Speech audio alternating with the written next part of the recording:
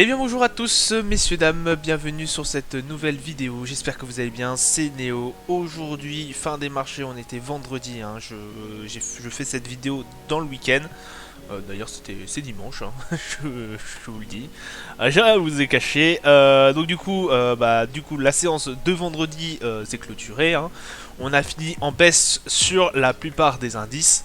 Le CAC 40 qui finit à 6485 points sur la barre des 6005 environ, à moins 0,23%. Le Dow Jones à moins 1,05%. Le Nasdaq qui plonge à moins 2,47%.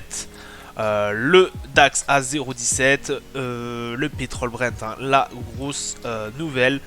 Le pétrole qui a été à plus 2,38%. On est passé sur la barre des 120 $. Le baril de pétrole Brent. Le 10 ans US qui se rapproche, hein, voilà, bon, il est toujours à peu près au même point. Mais voilà, hein, 2,96%. Hein, voilà, on n'est pas très loin des 3%. Donc aujourd'hui les chiffres, enfin aujourd'hui, vendredi les chiffres de l'emploi sont tombés et ils ont été plus forts que prévu. Donc c'est bien, hein, parce que les États-Unis, voilà, on a toujours un peu cette crainte au niveau des annonces de chiffres, mais ça a l'air de tenir. Voilà, hein, ils ont créé plus d'emplois que prévu en mai, d'après les chiffres officiels qui viennent du coup de contredire d'autres données pointant vers un refroidissement de l'emploi au niveau des États-Unis. On avait aussi le fait que la Fed, on avait un doute sur la Fed on avait un doute sur le fait que la Fed relève des taux encore, qu'il y aurait peut-être laissé espérer effectivement un répit dans la politique de la hausse des taux. Apparemment, ce ne serait pas le cas, hein. Il continuerait quand même d'augmenter les taux d'intérêt. La Fed continuerait d'augmenter les taux d'intérêt. Donc voilà, hein, je vais vous dire les chiffres, hein. Hop, les chiffres sont tombés. Donc voilà, c'est le paiement non agricole. On avait prévu 325 000. On est au-dessus à 390 K. 390 000. Oui, alors ça c'est en français, hein, le paiement non agricole. Je crois que je sais plus comment ça se dit en anglais, mais tac tac tac tac tac. English, pardon. Oula. Employment rate, donc on a aussi, employment rate c'est l'emploi au niveau des US qui était tombé du coup à 14h30 et non-farm payroll, qui était meilleur que ce qu'on pensait. On a aussi eu le PMI qui a été plus mauvais, mais il y a eu quand même, enfin c'est ce qui a fait un peu basculer encore plus la valeur dans le rouge, hein, les valeurs boursières, parce que les indices boursiers US, parce que je vous rappelle que voilà, en début de vers midi, entre midi et 15h30, ce n'était pas encore totalement dans le rouge. On a, enfin, c'était dans la limite, hein, voilà, entre le rouge et le vert. Et puis après, c'est complètement passé à la baisse. Donc voilà ce qui s'est passé sur cette journée. On a eu du coup, hein, la hausse du pétrole, hein, voilà, qui a été fait aussi avec l'OPEP, comme on avait vu ça dans les précédentes vidéos. Et du coup, ils étaient réunis hier pour décider des quotas de production pour juillet et août.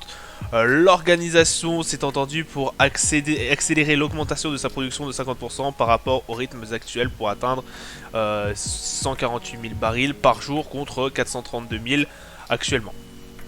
Donc il y a eu ça. Bon, il y a eu d'autres infos, comme quoi il y a aussi l'interview de Bruno Le Maire. Je vous ai pas dit, je vous ai pas mis ça en info, mais voilà, Bruno Le Maire est persuadé qu'il n'y aurait pas d'inflation en France, enfin qu'on aurait la possibilité d'éviter pas l'inflation, la récession en France.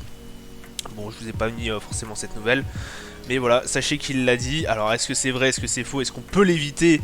Je ne crois pas, après c'est mon simple avis, mais j'étayerai pas ça là-dessus sur cette vidéo. On va passer tout de suite sur les marchés. Alors les marchés, le gold qui repasse à 1850 points, donc on est repassé au début en fait de la semaine pratiquement. Là, pendant toute cette semaine, on n'a pas forcément bougé énormément sur le gold. Le Brent du coup qui casse vers le haut à 123,64 $ exactement. Le Dow Jones qui est à 32 920 points. Le CAC 40 hein, qui reste du coup dans sa range entre 6007 et 6003. On est à 6486 points, 6005 du coup points. Le S&P qui est à 4109 points aussi. On n'a pas beaucoup bougé sur cette semaine. Sur les indices américains en tout cas. Pareil hein, pour le Nasdaq, on est à 12 546 points. Le Bitcoin qui est en dessous de la barre des 32 000 hein, parce que voilà, nous c'est 32 000 la grosse, enfin même 30 000 pardon. Hop, la grosse barre à 31 061, là on est en dessous. On a une grosse résistance hein, aussi qui se met là, hein, on a l'impression, voilà.